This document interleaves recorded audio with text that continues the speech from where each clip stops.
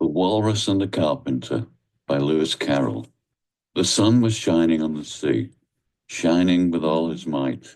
He did his very best to make the billows smooth and bright. And this was odd, because it was the middle of the night. The moon was shining sulkily, because she thought the sun had got no business to be there after the day was done. "It's very rude of him," she said, "to come and spoil the fun." The sea was wet as wet could be. The sands were dry as dry. You could not see a cloud because no cloud was in the sky. No birds were flying overhead. There were no birds to fly. The walrus and the carpenter were walking close at hand. They wept like anything to see such quantities of sand. If this were only cleared away, they said, it would be grand. If 7 maids with 7 mops swept it for half a year, do you suppose, the walrus said, that they could get it clear? "I doubt it," said the carpenter, and shed a bitter tear. "Oh, oysters, come and walk with us," the walrus did beseech. "A pleasant walk, a pleasant talk, along the briny beach. We cannot do with more than 4, to give a hand to each." The eldest oyster looked at him, but never a word he said.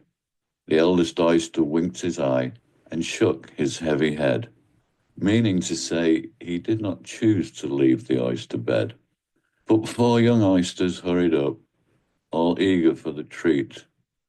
Their coats were brushed, their faces washed, their shoes were clean and neat. And this was odd, because, they hadn't any feet. 4 other oysters followed them, and yet another 4, and thick and fast they came at last, and more, and more, and more, all hopping through the frothy waves and scrambling to the shore.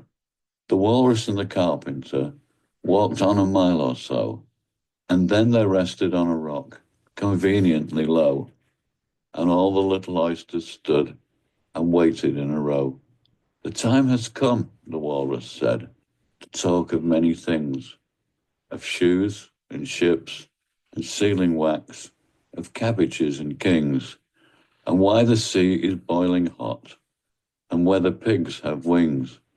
But wait a bit," the oysters cried, "before we have our chat, for some of us are out of breath, and all of us are fat."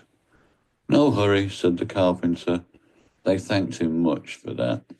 "A loaf of bread," the walrus said, "is what we chiefly need. Pepper and vinegar, besides, are very good indeed. Now, if you're ready, oysters dear, we can begin to feed." "But not on us," the oysters cried, turning a little blue. "After such kindness, that would be a dismal thing to do." "The night is fine," the walrus said. "Do you admire the view? It was so kind of you to come, and you are very nice." The carpenter said nothing, but cut us another slice. "I wish you were not quite so deaf. I've had to ask you twice." "It seems a shame," the walrus said, "to play them such a trick, after we brought them out so far and made them trot so quick." The carpenter said nothing, but "The butter's spread too thick." "I weep for you," the walrus said. "I deeply sympathize." With sobs and tears he sorted out those of the largest size, holding his pocket handkerchief before his streaming eyes. "Oh, oysters," said the carpenter, "you've had a pleasant run. Shall we be trotting home again?" But answer came there none, and this was scarcely odd, because they'd eaten every one.